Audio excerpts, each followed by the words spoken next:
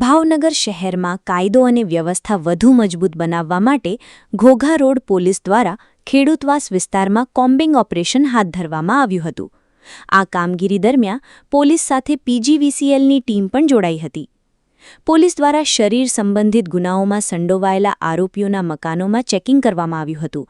સાથે સાથે હથિયારો અંગે પણ તપાસ હાથ ધરવામાં આવી હતી, જેથી વિસ્તારમાં અસામાજિક પ્રવૃત્તિઓ પર નિયંત્રણ લાવી શકાય.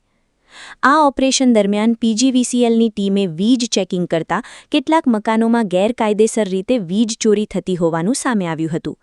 ત્યારબાદ કુલ 7 મકાનો સામે કાર્યવાહી હાથ ધરી અંદાજે 6 લાખ રૂપિયાનો દંડ ફટકારવામાં આવ્યો હતો.